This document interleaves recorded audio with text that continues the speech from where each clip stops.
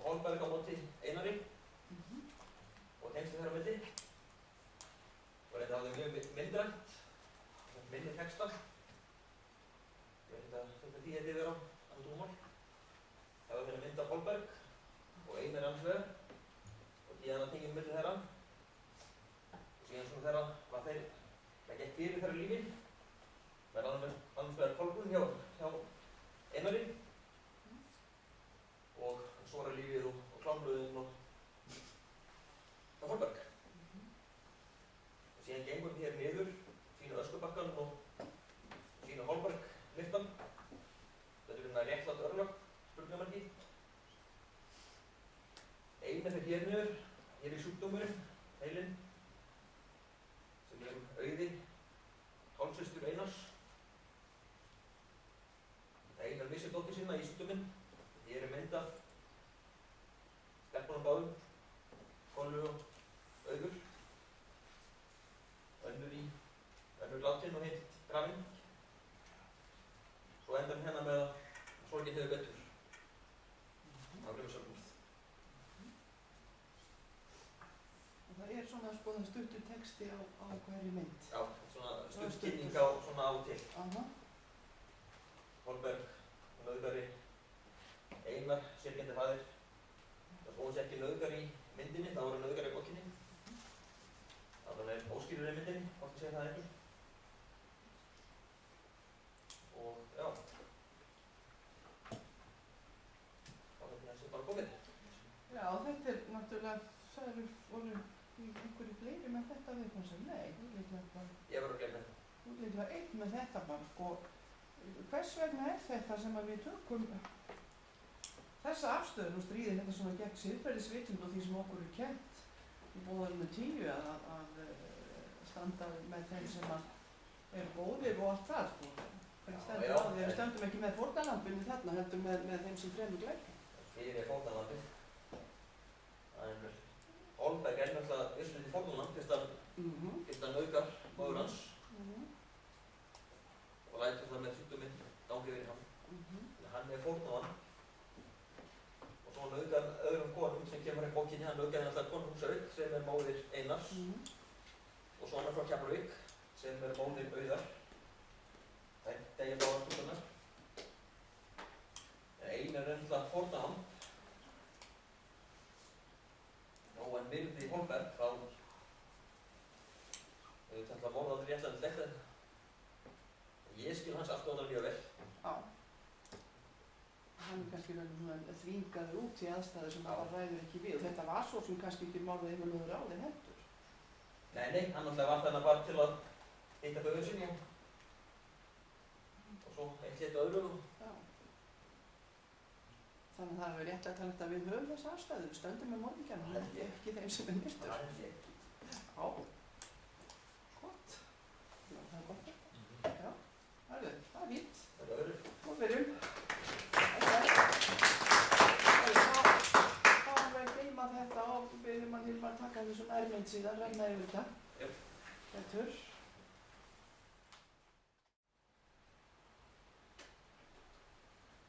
Já, þetta dugir bara.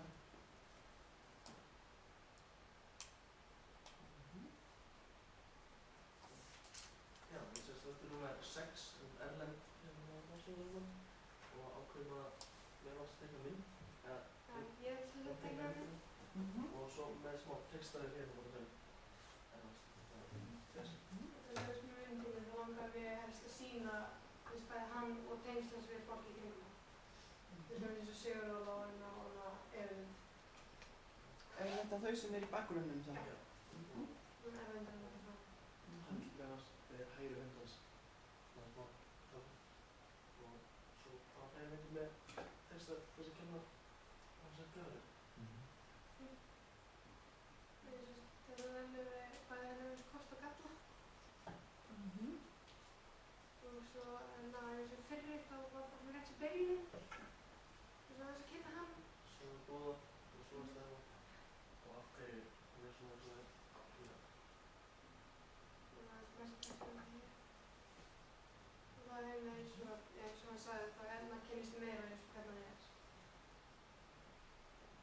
Já, hvernig er hann? Ég sé ég aðeins að því. Ég hef ekki lesa, en hann er bara, hann er tilbreyðið af ókvæðir og ég er að sína tilbreyðingar, en hann elskar að ná með rastunum og hann sína í hjarta. Og það er tilsynið svona, eftir börn sem við veikum fyrir einingi, en ég er að fyrir sér. Svo ég tekið tótt á. Hann er mjög eðlilegur náungi. Hann er sér sko. Hann er svo óverstæðið. Hann er mjög venjulegur borgari. Það sem við stöndum með norskum að gleypa sig, það er bara það nennir lögum þess að einn veit þessar fötu. Það er að segja það niður. Þess að aftur hvað? Og hvað fannst ykkur hann? Bara fínt svona stund eftir. Ég líka eitthvað við hann mann. Ég er skrifaður og það er búin í hjarni. Þú veist það mikið, en ef við hitt hann, þá myndum við raunlega ekki líka við hann. Vegna persu. Alveg hversu Bárur. og hversu ófélagsendur hann er. Hversu leðilt að vera með hann. Við myndum ekki að vera í sjörálið samband þeirra. Ég er þess að erfið að það er framtíðir að gera mjög góða hluti með Já. að skapa það sem þetta. Já. Nú hérna töluðum við svolítið þetta sko að hann er í raun og veru sprettur upp svona, hann er sem sagt búinn til svona samkvæmt ákveðinni bókmyndahefð sem að kemur frá Norðurlöndunum, hinum Norðurlöndunum, það er búinn til þessi tegund lögreglumanns. Að hvaða leyti er erlendur íslenskur svona umfram það sem hann hefur, þessar þrætti sem hann hefur frá fyrirmyndum sínum úr sænskum og norskum bókum. Hvað sáðu þið íslenskt við? Við vorum með mynd til dæmis þarna áðan sem var það sem var nú eitt svona. Því að það er alltaf í lopapeysu. Það var alltaf í myndinni. Og slátur sem hengir þetta. Sláður um svið. Það er fyrir Jörgvíka, fyrir að fá matur. Þetta er eina hlust, þetta er svona íslensku. Ég er bara smaður hans í ketchup. Það var það sem er með íslenskt. Já, það er allavega sértrætti svona, það er það sem hann hefur umfram fyrir myndir sinna. Þetta er svona nætt að segja svona. Herðu, við varum alltaf að gott Takk fyrir okkur.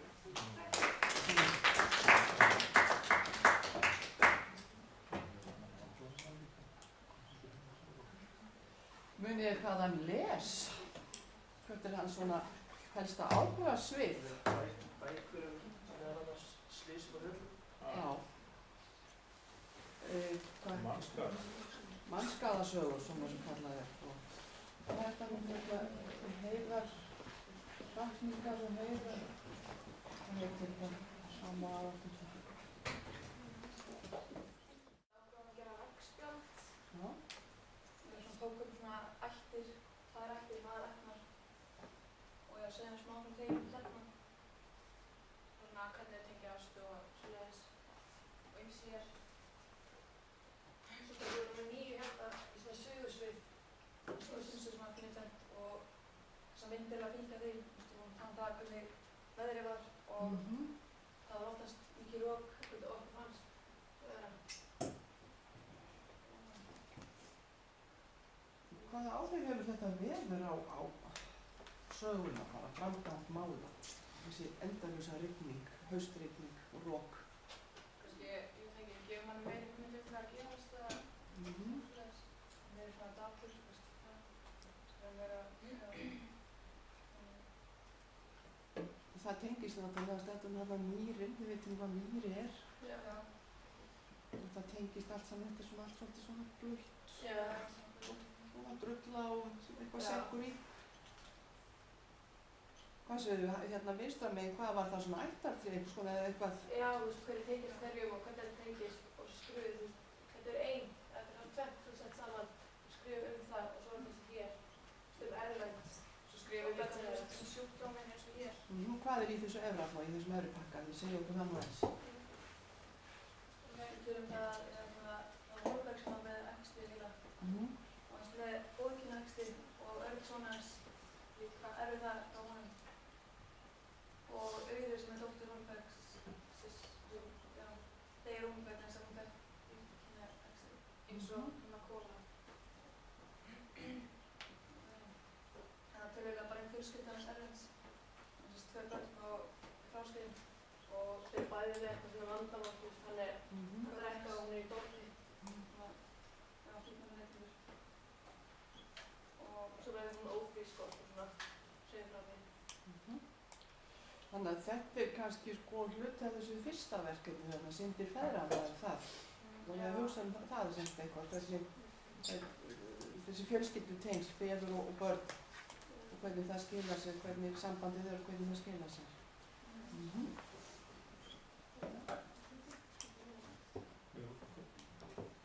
Það er bara komið, takk fyrir.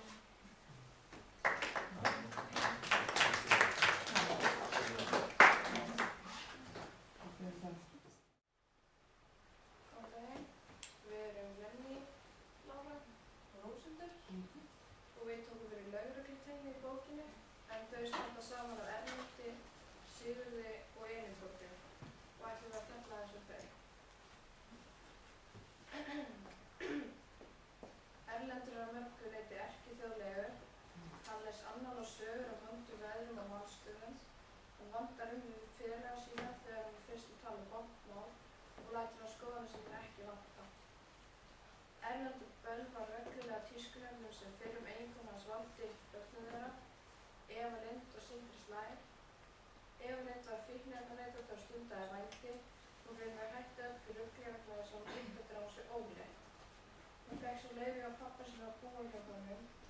Þetta fyrir ekki stilt samband á milli þeirra í byrjun en það batnar alltaf og batnar eftir því sem líður á bókina.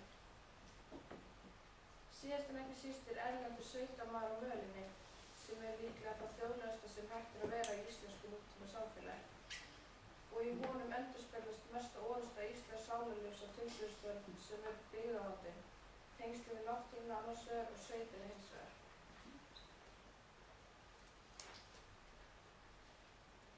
Sigurður var svo andstæðan við Erlend. Hann var alinn upp í borginni og menntaður í Bandaríkjunum. Hann var ekki í góðum félagslegum samskiptum eins og þegar hann var að fara milli húsa í Reykjavík til að finna brottflutta konur frá Húsavík vegna nauðgunar. Hann gekk á dyr og bankaði og spurði beint út hvort þeim hefði nauðgað þegar þær voru ungar. Þær tóku sig misvel og auðvitað var skellt á hann. Hann var klæddur í ný jakkaföt, hávaxinn og myndarlegur. Hann var allt það sem Erlendur var ekki, nútímalegur og skipulagður. Það fór frekar í taugarnar á Erlendi og hann kallaði hann kerlingu og það fóru allir aðrir að kalla það líka. Þetta dæmi það hvað hann er barnalegur í samskiptum.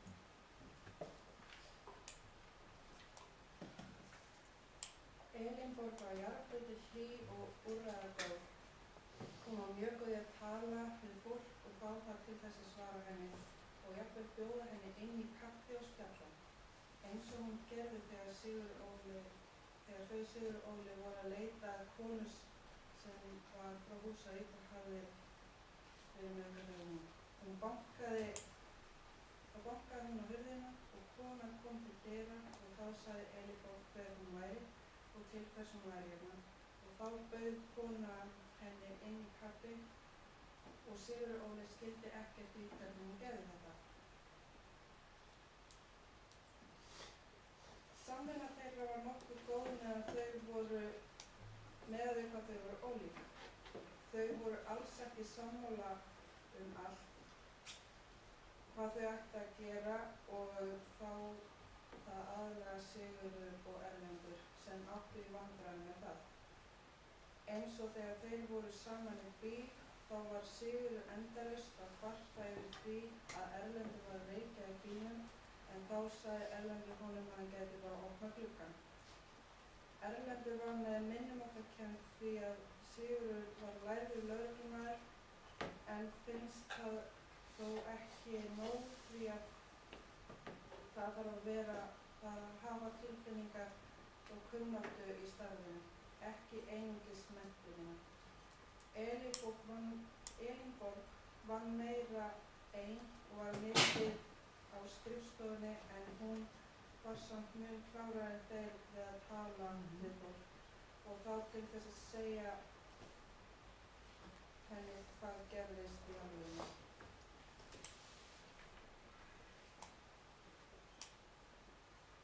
Já. Þetta er flott. Þetta er sko svenska. Takk för det. Það er áhægt sem þetta segir frá Þú viltu kannski slökka eitthvað að ljósunum? Slekkur það örgulega vitlaust, já, það gerir það alltaf. Og skiptir.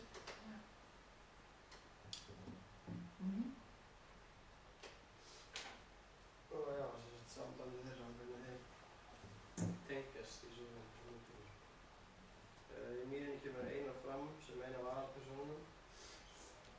Persónan heitir Einar í bókinni en hann er Örn í kvikmyndinni.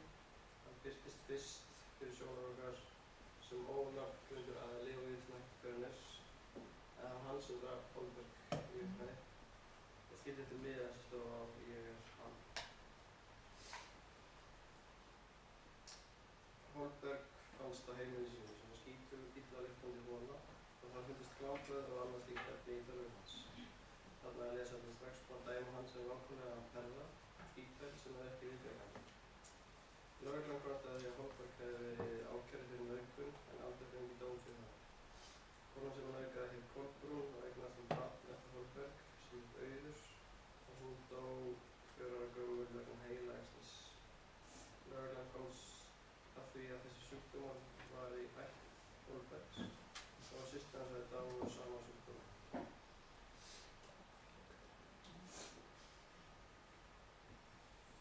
Þegar Einar birtist á seinna í sögunni horfði ekki á hann eins og morðingja. Einar er venjulegur faðir sem vinnur hjá íslenskri erfðagreiningu og fólki í kringum hann treysti honum. Einar var tilfinningaríkur maður og var alltaf spáð í ýmsum hlutum. Hann sýndi öðrum ást og samúð og víðan dag. Hann lítur út fyrir að vera saklaus, hann er giftur, átti litla dóttir sem hann berjast með félagsmynd. Það fer ekki betur en svo að hún deyr svo að velta sig útláðsins. Eftir að missi dóttir sína syrgir hann mikið, skilur við konuna sína og fyrir að rannsaka af hverju dóttir hans var með henni sjúkdóm og af hverju hann væri í þessari fjölskyldu.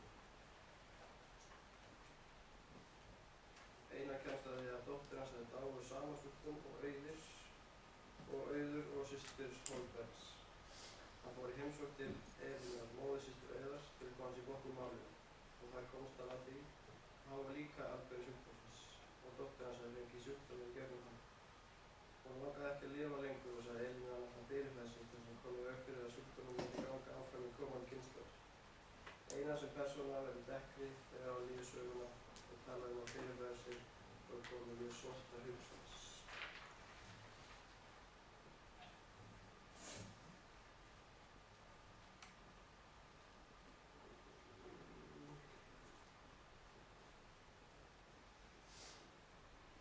Hann komst að því að Hólmberg var einu eftirlifandi arfberarnis af sjúkdómum og fór í heimsókn hans til þess að tala við hann. Hólmberg vildi ekki tala við hann. Einar ruddist á hennar heilum hans og þegar þeir eru komnir inn sagði Hólmberg honum frá hvernig móðir hans var og segir hún svo koma sig út og tekur hann handstækning. Einar tekur það og lemur hann í hausinn með öskubakka og það liggur Hólmberg í góðu sínu og úrleim. Það er þessi svona morðið í myndum. Þannig slæðir hann alveg öskubakkanum. Svo heldur hann á öskubakkanum þannig að systir hann líka. Og svo liggur hann í Hólmberg á gólfinu. Og svo endur hann með því að Einars fyrirfæri sig. Þeir komið upp fyrir þessu sjúkdómi haldi áfram. Og já, það var ekki fleira.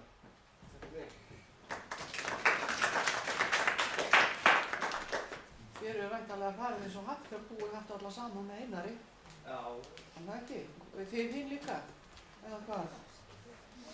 Vorkennd fyrir þetta. Þetta er mjög dæmigert fyrir þessar sögur.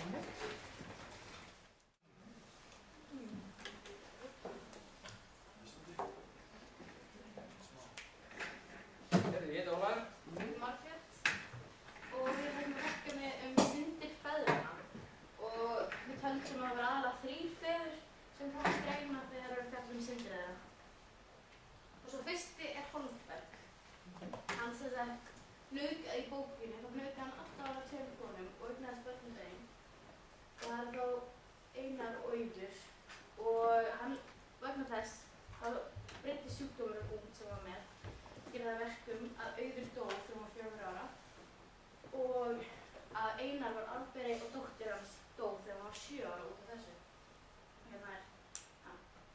Og sem sagt, hann var ekkert til staðar fyrir börnin sem ætti að vera og hann var bara frekar ömurlegur náungi sem, og eins og var sagt í myndinni, þá hefði sjúkdómurinn bara átt að deyja með honum. Hann var ókvæntur og átti engin börn, en hann átti auðvitað 2 börn. Og svo er það faðirinn úr Garðabænum, sem kemur ekki fram í myndinni, sem kemur bara fram í bókinni og hann var sem sagt nauðgaði dóttur sinni bara allt frá ný og nauðgaði henni á brúðkaupsdaginn og sem sagt þegar hún flýr brúðkaupið þá er miðið sem stendur hann er hryllilegur hvað ég gert og maður heldur fyrst að það sé að tala sem sagt brúðkaupann en svo kemur ljós að hún er í alvörunni og gefur föður sinn sem hann er ógeð og það er hægt að svona draga saman að það er honum að kenna að hún hafi farið út í neyslu og er svona eins og hann er í dag.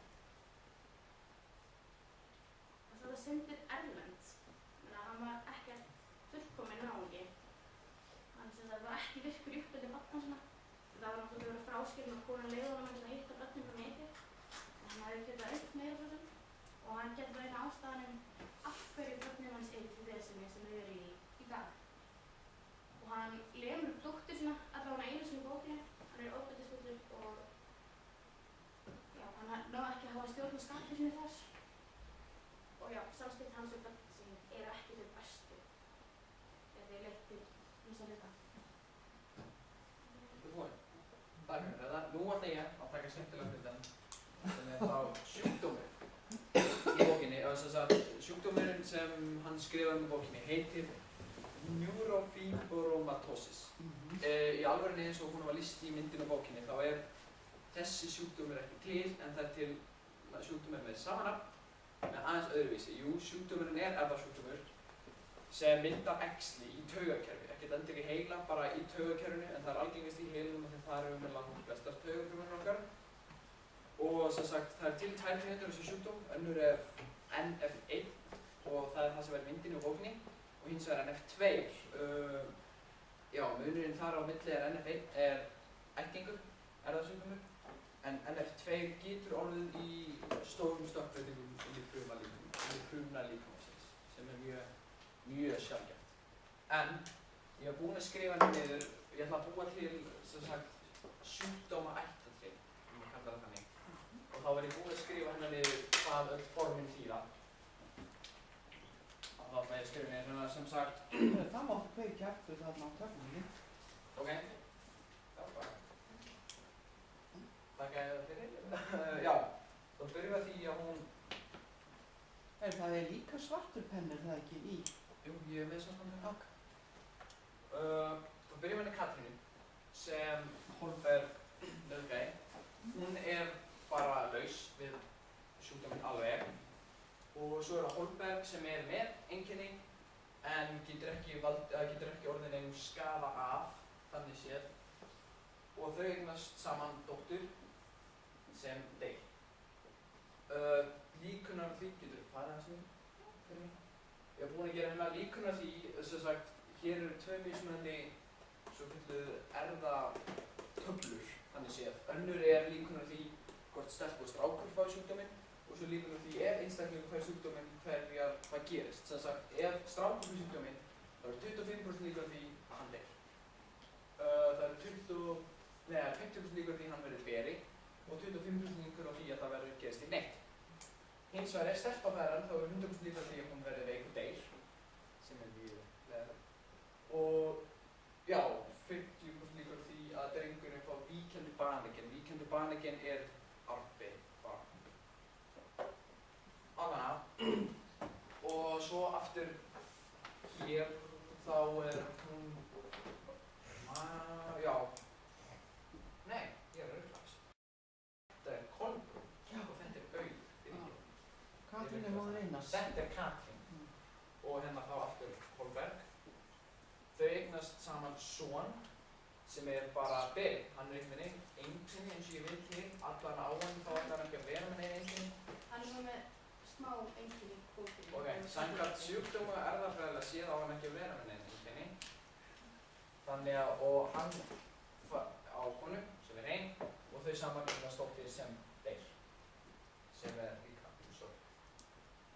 Þetta er svona hliðin á sjúkdómum og þeirra tré. Þetta er náttúrulega bara að sjá myndinni en þetta er svona erfðafræðilega hliðin. Ég er búinn að segja allt sem ég þarf að segja. Þakka ykkur kærlega fyrir. Já. Þetta er náttúrulega rótin að glæpnum. Það er þessi erfðafræði sem er í gangi.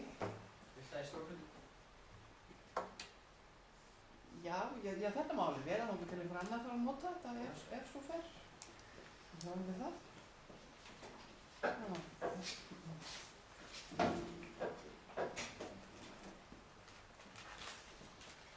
Ég hefði lagst í efnafræði rannsóknir alveg hreint.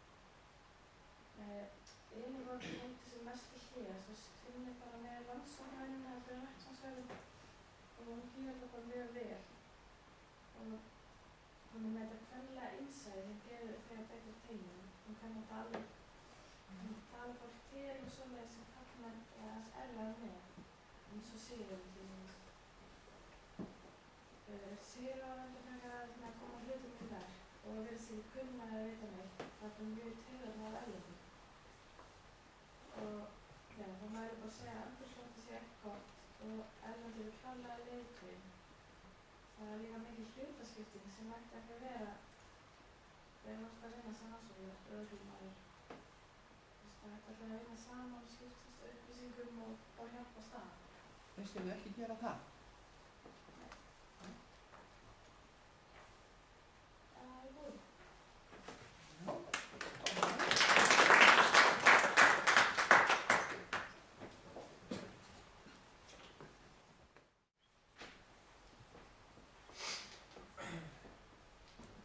Ég heiti svo Henrik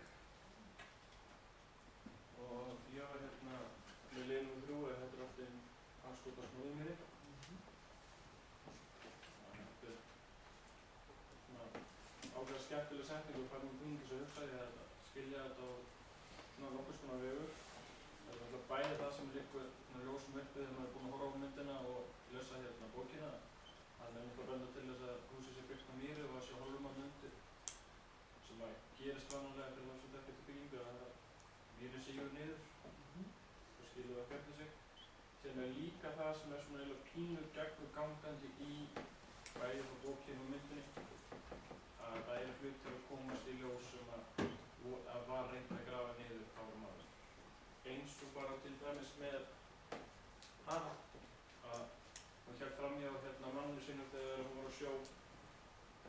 og vil nú kannski beinlega skella hann aukur, þá held ég að þetta sé nú bara framhjálp. Það er svo bara mitt álit á því. En ég held að hann 20 árum setna hvað það er, þá er hann búist við því að þetta myndi koma fram. Önnur dæmi er náttúrulega bara eins og sjúkdómurinn er, þannig að kemur þarna fram alltaf, kemur alltaf fram aftur. Þetta er svona eina sem ég gæti skilja út til þess að þetta er allt eina smýr norðunni. Og það sem var líka undir hjá mér í þessum blessaði leiði var veðrið. Og persónulega finnst mér reyndar að það sé óvenju gott veður í gegnum myndina. Það er svona á stöku stöðum sem að einu svona rigning í myndinni og síðan eitthvað rétt í lokin, þá er þetta óaðdungulegt úti. Hvaða áhrif hefur veðrið eða lýsingin þetta á myndina og hvernig við upplifum hana? Það er náttúrulega gefur auga leiða. Ef það væri glampandi sól þarna og 20 stiga hiti, þá væri þetta ekki alveg dungalegt og alvarlegt og er þarna þegar hann beinir haglabyssun á þau í myrkrinu, sko. Það er svona aðeins sattara ef að horfa á þetta. Það gefur svona opna. Það sama er að það er víkjandi rigning úti og þeir eru að keyra þarna á fleiri þetta. Það er svona gerir pínu meiri spennu en það væri framtt á því sól. Það er bara einhvern veginn eins og við erum alveg uppið og við svona bara venjumst við þetta. Það er eins og rauður og bleikur og þetta er einhvern veginn, við tengjum þessar græða ást.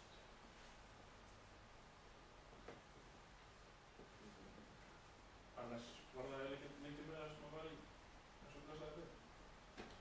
Nei.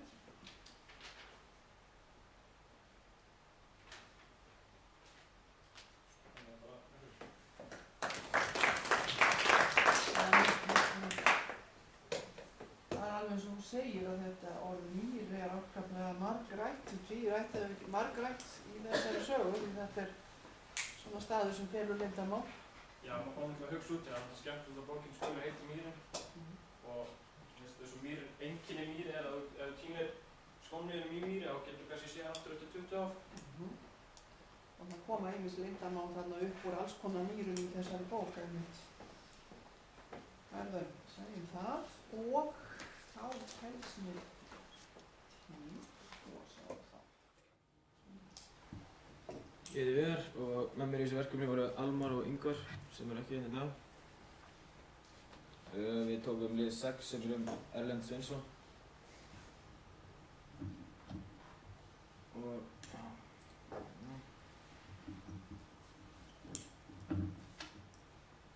Erlendur Sveinsson er aðalpersóna sögunnar, hann er rannsóknarlögregla í Reykjavík. Erlendur er maður á 50s aldri en þrátt fyrir það er hann stór og sterkur. Erlendur er ómenntaður en hann sinnir vinnu sinni mjög vel og var með mikla reynslu að baki sér. Hann er mjög lokuð manneskja og má segja að eina sem kemst fyrir hausnum og lífið hans er vinnan. Erlendur er mjög skapmikill og reiðist mjög auðveldlega. Hann er góður að lesa fólk. Hann er ekki mjög vænt fólki sem er honum næst en á það erfitt með að sýna það. Hann er alls ekki mikið félagslíf í kringum hann. Hann er mjög einrænn og frekar veikur fyrir pelanum. Hann er mikill reykingarmaður. Erlendur er fráskilinn maður. Hann skildi við konu sína Halldóru Guðmundsdóttur stuttu eftir að sonur þeirra Sindri fæddist. En þau áttu fyrir það eina dóttur, hana Evelyn, sem fæddist 1976. Eva er í miklu rugli í lífinu. Hún er í eiturlyfjaneyslu og stundar vændi. Hún verður ólétt og telur sig hafa skemmt barnið af neyslu eiturlyfja. En á þeim tíma reynir Eva að hætta öllu rugli og komast á beinu brautina. Hún reynir að kynnast pabba sínum betur en samband þeirra er ekki gott.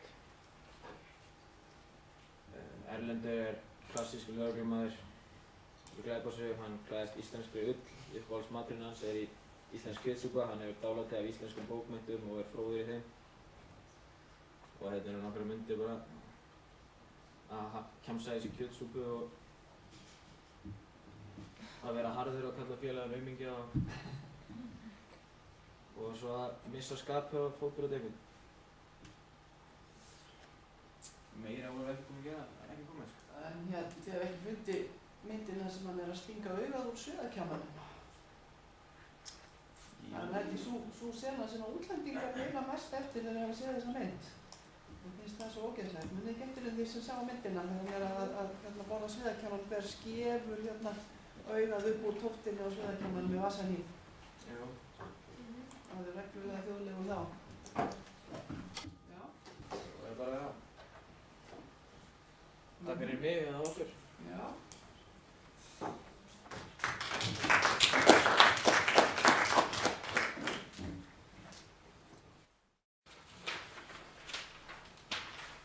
Ég ætla að segja frá syndum feðranna, en fyrst ætla ég að fara bara yfir aðalpersónurnar.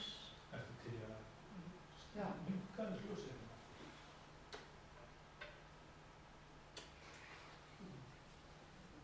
Það er Holberg, maðurinn sem fannst látin í byrjun myndarinnar, sem að nauðga Kolbrúnu og Katrínu, eða er eins og sagt, en sem er í rauninni ekki.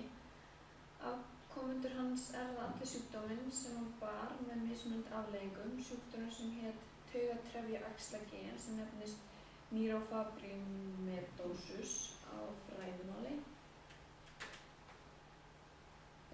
Auður var dáinn frá byrjun, ég er að fara gegnum myndina, en hann gerði líka að lasa bókina, eða hlusta á hljóðbók. Já, hún var dáin frá byrjun, dó út af illkynja heilaæxli og aðeins 4 ára. Á meðan rannsóknir stóð á morði Holbergs var Auður grafinn upp til að staðfesta hvað hefði dregið hann til dauða. Þá kom í ljós að heilinn hefði verið fjarlægður og hann finnst seinna í geymslu sem nefnist Krukkuborg hjá Íslenskri erfðagreiningu. Örn, eða eins og í bókinni Einar, hann missti dóttur sína hana Kolu vegna heilaæxlis í byrjun myndarinnar og hann er hálfbróðir Auðar. Faðir hans nauðgaði mömmu hans, eins og talið en kom í ljós sem var ekki, var svo annarri konu sem eignast Auður sem tók eigið líf, sem sagt Kolbrún. Örn kemst að þessu að lokum og drepur pabba sinn, hann Holberg. Erlendur er lögreglumaður og aðalpersóna myndarinnar. Hann er reykingarmaður fráskilinn og býr einn. Hann hefur voða lítinn húmor og brosir sjaldan sem aldrei. Erlendur vísar svolítið til þess að vera the bad cop í lögreglutríónu. Hann leiðir rannsóknina á morð Holbergs sem leiðir margs annað í ljós eins og nauðganir á morði fyrir 30 árum. Hann á dóttur sem heitir Evalind sem hann þarf líka að hugsa mikið á meðan rannsókninni stendur. Evalind er dóttir Erlend sem er djúpt sokkin í undirheimana og er mikill vandræðaunglingur. Hún er fíkill og þau eiga í mjög erfiðu sambandi fyrst sinn, hún og pabbi hennar. Hún ákveður síðan að reyna að breyta því og flytur inn til hans. Ekki líður á löngu áður en pabbi hennar sækir henni í eitthvað dópbæli þar sem hún liggur meðvitundarlaus upp í rúmi með einhverjum dreng. Sigurróli og Elínborg eru bæði að hjálpa Erlendi í rannsóknum dauða Holbergs. Sigurður er svo þessi good cop í hópnum, Erlendur er svo bad cop. Elliði er í fangelsi, síafbrotamaður, hefur brotið af sér allt frá unga aldri, alveg gjörsamlega siðblindur. Sleppur svo á fangelsi og finnur Rúnar fyrir félaga sinn og drepur hann, er svo handtekinn stuttu seinna. Elín er systir Kolbrúnar sem var fyrsta fórnarlamb Holbergs. Kolbrún framdi sjálfsmorð 3 árum eftir dauða Auðar, dóttur sinnar. Elín talaði við Erlend og sagði honum frá nauðguninni en sá fljótt eftir því þegar hann lét grafa upp líki Auðar. Kallaði hún hann grafaræningjan líkræningjan. Elín er systir... Já, Lars Eitlust. Já, það er líkslust breyðleik og glæðið með textinn. Við fylgjumst alveg með. Já, Katrín er amma Kólu sem dó sinn síðan, er mamma Arnar. Henni var nauðgað á Holbergi þegar maður hennar var á sjó og varð hún síðar ólétt eftir Erni. Seinna kom í ljós að Grétar hafði verið að mynda hana og þar kom í ljós að þetta var engin nauðgun. Hann reyndi að fjargóa hana með hóta að sýna manninum hennar myndirnar. Rúnar var á bakvið hvarf Grétars og sá einnig að rannsaka það mál og vildi þar á meðal loka því máli að sjálfsögðu sem fyrst. Einnig sá hann nauðgunarmál Kolbrúnar. Rúnar notaði Grétar til að kúga Ellið og Holberg. Þeir drápu síðar Grétar og grófu hann undir húsi Holbergs í Klóakinu. Holberg nauðgaði þarna 2 konum, Kolbrúnu og Katrínu. Þær eignuðust Auði og Örn. Auður deyr af sjúkdómnum sem hún erfði frá Holbergi og Kolbrún fyrirfór sér út af því, en svo einnig að hún gat ekki kært nauðguna þar sem Rúnar og Holberg voru miklir vinir. Örn nær að lifa með sjúkdómnum eins og pabbi sinn en eignaði sér dóttur af nafninu Kola sem deyr af völdum sjúkdómsins. Hann endar með að drepa sig eftir að dóttir hans grafin upp og allt kemur í ljós. Og svo Erlendur dótturinn Eivalind sem fíkill og verður ólétt en heldur samt áfram.